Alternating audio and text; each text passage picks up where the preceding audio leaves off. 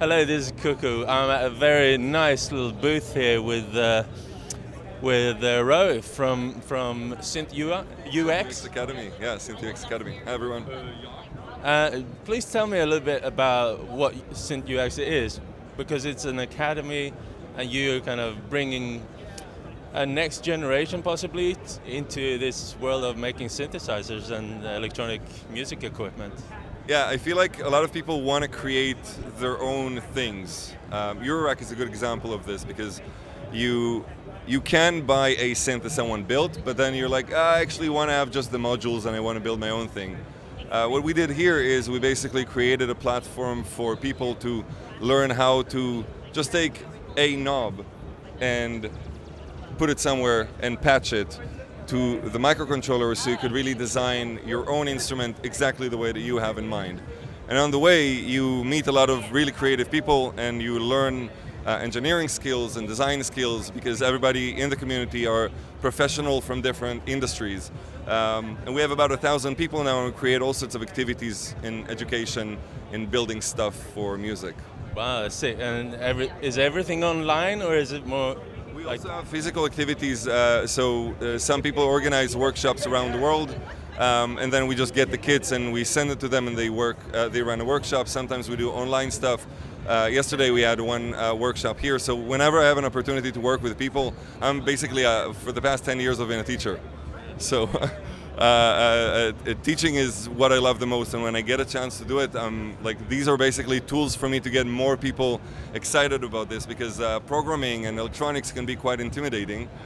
But when you take something like this and you just put your oscillator here and you're like, oh my god, this is just one line of code. Yeah. It wasn't that hard, and all of a sudden you're like, whoa, this is cool, I want to do more. Yeah. So that's the kind of excitement that I'm looking for, and I'm trying to get it to everyone who is interested in this space. Yeah. And what we see here, is that like creations done by the community? Yeah, so these are engineers who made this and I helped them with a visual design. So this is like a micro easel by Lucas Bonvin. He's from Switzerland. We actually didn't meet face to face. We're about to meet today at a certain point. The kit is basically this with the interface that you see here. So you can see the interface. They come like this, and we can connect them to this board with a header, with a little header. So you connect it like this, and then you can really make touch panels. So for example, we're now recording from the radio here, and we're playing a loop, and we can make it into a rhythmic. We can chop it really short, the slice, make it into rhythm and slide between. Yeah, and I mean, this was all inspired by Ukrainian patterns because the designer behind it is Ukrainian. You can see on Instagram the whole process of designing. So what you see here is literally like this tiny thing here on the side. Puts a lot of time and thoughts into it. Yeah, it's a lot of effort, but it's also a lot of fun. I'm really enjoying the process of making stuff that is, I mean, it's music and and it's art, and you combine everything together with teaching and inspiring other people. So it's, it's quite amazing. So this here is the actual raw. Yeah, this is the board. The board. This is the board, and when you get the board, you also get components with it and the microcontroller and wires. So everything is ready for you, and you just need to put things together and follow the video course that comes with it. So you get step by step, how do I solder components, how do I program, what is an audio callback, and what is a loop, and what is a setup, and a lot of stuff that I didn't know either. But then I reached out to the guys who engineered this, and I was like, show me, I don't understand this, and I don't understand this. And they explain it, and then I get it, and I make a video that is simpler so everybody can get access to it. That's really cool. Yeah. So what kind of people are ordering these kits? I bet it's like a wide variety of people. Yeah, it's quite diverse. The people that at the moment that build this are I would say the early adopters of the product are engineers. But then slowly we started seeing people that come from like, I'm a musician, I have no idea. And these are the kind of people that I'm aiming to get to. So you first of all work with people that are more experts, and then from there you get to people that are a bit less advanced because you have stuff that looks like a musical instrument already. Last year when we saw each other, we actually did not really have any real musical instrument, and now we actually have a micro buchla here and a feedback horror synth and a sampler looper. So all these things, they came in the past year working together in the community and making stuff. That's very, very cool. Sorry? Should we play some sound? Yeah, show some example. Okay. So for instance, this one is a carpless strong mechanism here. So we vibrate a string, and then we add distortion to it, and it goes through a reverb, and then into a filter with resonance, and then back to itself. You can change the pitch here, and then it goes into a delay, tape delay. Nice. This one here is micro buchla. You can actually patch by, let's bring up the envelopes. So these are decay envelopes. There are two oscillators. You can change the frequency of them and the shape.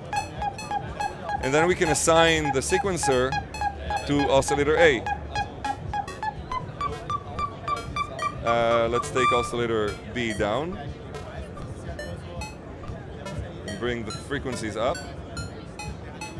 And you can also take random and send it into oscillator B. So now let's bring oscillator B up. And we have FM and AM. And we can turn off the steps, and we can control we can send the clock pulse or the pulsar pulse into the sequencer. You can basically do a lot of patching with switching here. And the last one is a sampler, which the radio is not working now. Let's see if I can get this to work. But basically, we recorded some stuff from the radio, and we could hear it, and we could pitch it.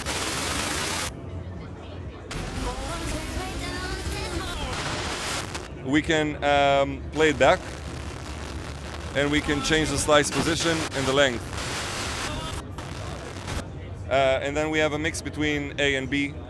And we have Jitter, which is really cool. It's basically an LFO here that's being sent to this channel and this channel. And we can decide how much of it goes in. And when it goes further than here, it starts messing around with the reverse, with the slice position, with the slice length, and makes it much more like a generative kind of sampler. It's probably not going to be very musical now because I did not make any music with it. But yeah, that's basically the idea. And like the cool thing is that this is about 4 to 5 hours to build this. And it's sort of like, it's like Lego. You get the instructions, you follow the instructions, you get an instrument at the end. This one is about 2 hours to make. It's only these components. What you see here is just 11 potentiometers connected with 2 jacks to get stereo. And it's basically all that you see here is just these amount of components. What about the panels? Are you also kind of the bridge between ordering these beautiful panels and having instructions on how to design the panels? Yeah, so at the moment I don't have a video course about the design yet, but it's definitely on my list. It's basically my biggest passion, but it's also the most complicated thing to explain. Can the community design them and then order them through the academy? Yeah, so one of the videos that I want to make is how do you actually make a board like this technically? Like, let's say that you have a design and you just want to print it. This is really not rocket science. It's like a technical thing. You need to go on a website, order this, and then you would get 5 of them. And it just comes from China. If you want to buy this specific board, you can actually just buy this panel, or you can buy the whole kit with everything, and the video course that comes with it to explain how it works. So it like slowly, we're not a very big team. I'm basically teaching myself, and there are a few people in the community that volunteer, and it's a non-profit, so it's kind of like, you know, it's a bit of a different model, so it's a bit harder. So in the community online, you can see what kind of projects are available, Yeah. and just place an order if you are interested. Yeah, exactly. Yeah, and if you do it before Monday, then it's free shipping in Europe and in the US, and it's 50 euros discount on the kits. So that's also cool. Very cool. I want to ask you, like last time I saw you, it was more of an idea, like you were starting out. Yeah. You had like the first board, but there was no real projects that were finalized yet. How does it feel to see like these amazing projects coming to fruition? This is absolutely mind-blowing. I feel so fortunate. I cannot really express this. I mean, I have students here that did not know anything about programming and now have this wild thing behind you with the strings.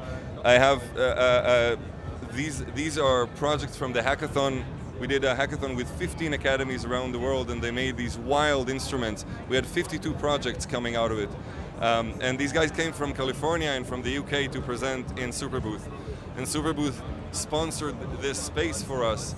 So like, it's absolutely amazing to be like in the center of this and see everything happening. It's like, I do not take this for granted. Very cool. So where do people go to find your stuff? Synth UX Academy. So it's here.